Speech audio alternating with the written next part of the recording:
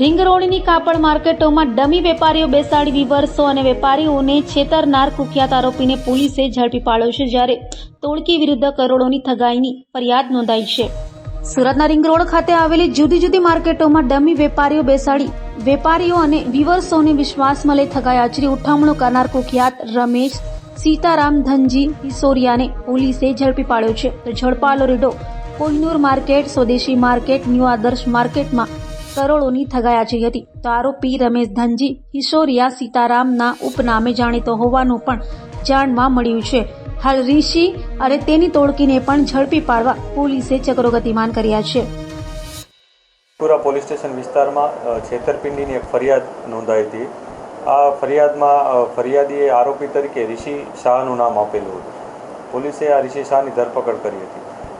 ધરપકડ બાદ ઇન્વેસ્ટિગેશન જ્યારે વધારે ઊંડાણપૂર્વક કરવામાં આવ્યું ત્યારે પોલીસને ખબર પડી કે ઋષિ શાહ એક પૂર્વ આયોજિત કાવતરાના ભાગરૂપે આમાં બેસેલો હતો દુકાન લઈને, અને એને દુકાન અપાવનાર એક રમેશ ધનજીભાઈ હિસોરિયા ઉર્ફે સીતારામ કરીને એક વ્યક્તિ છે, એણે એને દુકાન અપાવડાવી હતી અને એને ફાઇનાન્સ પણ કર્યું હતું। આ પ્રકારની પ્રાથમિક માહિતી પોલીસને મળી હતી। ત્યારબાદ પોલીસે વધુ ઊંડાણપૂર્વક તપાસ કરી હતી કે જે માલ ઋષિએ ખરીદ્યો છે એ માલ એણે કોને આપ્યો છે। તો આ માલ જેને એને આપ્યો હતો એ પણ આ સીતારામ રમેશ ધનજીભાઈ ઉર્ફે સીતારામના સંપર્કમાં હતો, અને જે માલ લેનાર છે વિજય કરીને એ પણ આ સીતારામના સંપર્કમાં હતો।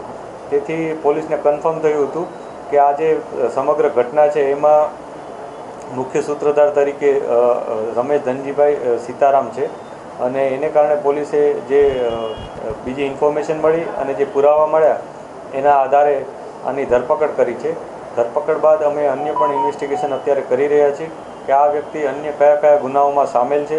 આ ઉપરાંત અન્ય જે પણ વિક્ટીમ હોય એનો પણ અમે સંપર્ક કરી રહ્યા છીએ કે ભાઈ આ પ્રકારની એમોસાના ભોગ બનેલા હોય એવા કોઈ પણ વ્યક્તિ પોલીસ પાસે આવે અને ફરિયાદ નોંધાવે। આપ મીડિયાના મિત્રોના મારફતે પણ અમારી અપીલ છે લોકોને કે કોઈ પણ વ્યક્તિ આવી રીતના છેતરપિંડીનો ભોગ બન્યો હોય કે જેમાં એને માલ આપ્યો હોય પરંતુ પૈસા કોઈ એને પરત ના આપ્યા હોય અને સસ્તામાં માલ એકસાથે ખરીદ્યો હોય, આ પ્રકારના અલગ અલગ ઘટના એના કોઈ સાથે બની હોય તો પોલીસનો સંપર્ક કરે। અમે તત્કાલ એના ઉપર કાર્યવાહી કરીશું। જે પણ પુરાવા મળશે એના આધારે અમે જેન્યુઇનલી જે પણ કાયદેસરની કાર્યવાહી કરવાની થતી હોય એ કરીશું।